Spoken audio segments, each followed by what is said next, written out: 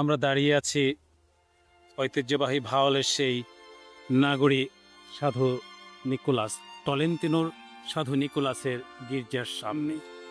গির্জার ঠিক দক্ষিণ পাশে আমরা দাঁড়িয়ে আছি। গির্জাটি সর্বশেষ সংস্কারের জন্য আমরা দেখতে পাচ্ছি তার প্লাস্টার এবং আনুষঙ্গিক যা কিছু বদলানো প্রয়োজন সে ব্যবস্থাপনা করা হয়েছে।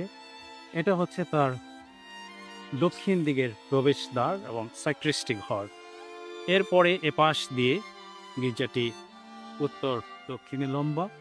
তার পাশে যে কবরটি আমরা দেখছি এই কবরটি কিন্তু আগে ছিল না। এটা পুরাতন কবরস্থান, যেহেতু স্থানের অভাব সংকটের কারণে নতুন কবরস্থান করা হয়েছে, তাও ভরে উঠেছে।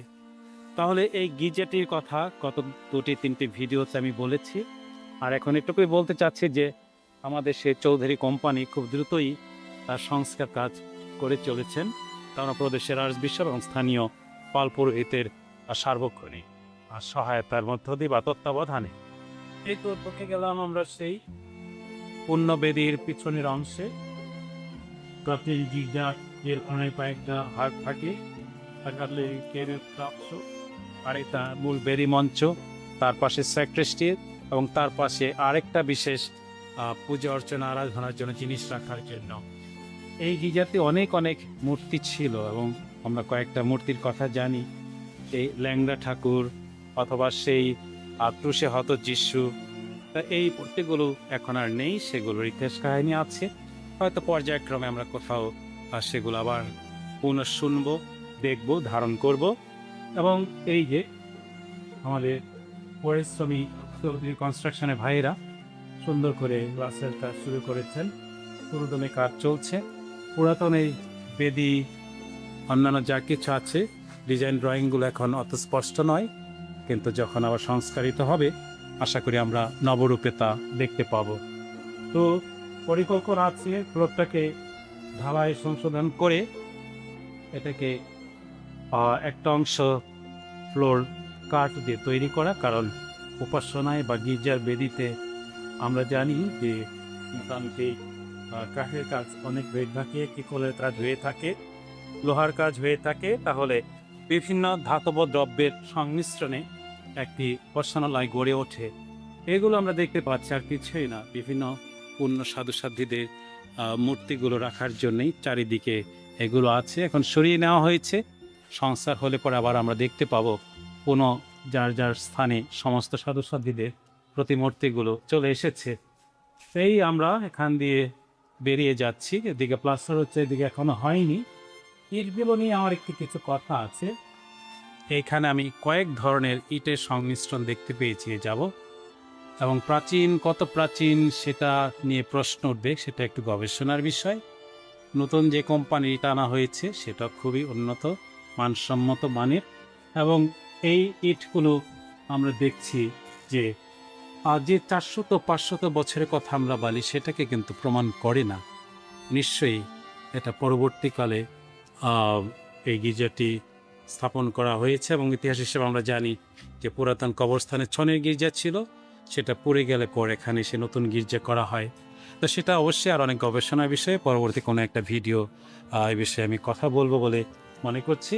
তো এই 3টা দরজা আমরা জানি কেন 3টি দরজা, god the father, god the sun, god the Holi spirit, এবং দীক্ষার জলে আমরা চিহ্নিত। এখানে সেই শোধনকারী জল থাকে, ভক্ত জনগণ আমরা জানি এখান থেকে পবিত্র জল নিয়ে আমরা ক্রুশের চিহ্ন করে এখানে প্রবেশ করি, কারণ এ তো পবিত্র স্থান, জলের আছে শোধনকারী ক্ষমতা। তাহলে দীক্ষা জলে অবগাহিত হই, আবার এখানে পবিত্র জলে নিজেই নিজেকে স্মরণ করি, ঈশ্বর আমার মনে, ঈশ্বর আমার অন্তরে, ঈশ্বর আমার জীবনে। তো সেই কথা স্মরণ করে আমরা এই গির্জা ঘরে আসি। এটা হচ্ছে আরেকটি এই পাশের সেই দিকটি, যেখান থেকে আমরা গির্জার পুরোপুরি আসল রূপটা দেখতে পাবো, এবং বিভিন্ন ছবিতে বা আর্কাইভে এই অংশটাকে সব জায়গায় দেখানো হয়েছে। ওই যে এখনও দেখছি বেনিয়ন ট্রি, বট গাছ হয়ে যাচ্ছে ওখানে। তো ওখানে মাঝখানে ঘন্টা ছিল, সেই ঘন্টাটা চুরি হয়েছিল, সেটাও মজার কাহিনী। আর পাশে সম্ভবত দুটো ঘন্টার টাওয়ার ছিল, ভূমিকম্পে ধ্বংস হয়েছে বিধায় পরবর্তীকালে সম্ভবত সেগুলোর পুনর্নির্মাণ করা হয়নি। আমি আশা রাখবো ভবিষ্যতে আমাদের বেশ কিছু উদার ব্যক্তি আছেন, আপনাদের সহায়তায় হয়তো কোনো দিন আবার সেই ঘন্টার টাওয়ার হতে পারে। এই গির্জাটা আবার নতুন সাজে সেজে উঠবে, আর ওখানে তো আমাদের নবনির্মিত সেই গির্জাটি রয়েই গেছে।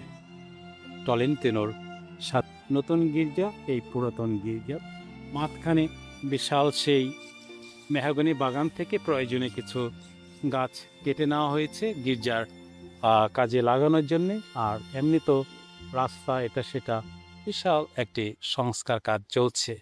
হয়তো সংস্কার শেষে আমরা এই নাগরীতে একটু ভিন্ন পরিবেশে আমরা আবার নিজেদের বিশ্বাস ভক্তির প্রার্থনার স্থানটিকে খুঁজে পাব। সবাই সহায়তা করবেন ঈশ্বরের গৃহ নির্মাণের পরিবর্তনের এই বিশাল কর্মযজ্ঞে এবং অর্থ সংস্থানে, সর্বোপরি প্রার্থনায়। যেখানে থাকে না কেন, প্রার্থনার আত্মিক বন্ধন অনেক অনেক গুরুত্বপূর্ণ, অনেক কার্যকরী। নমস্কার সবাইকে।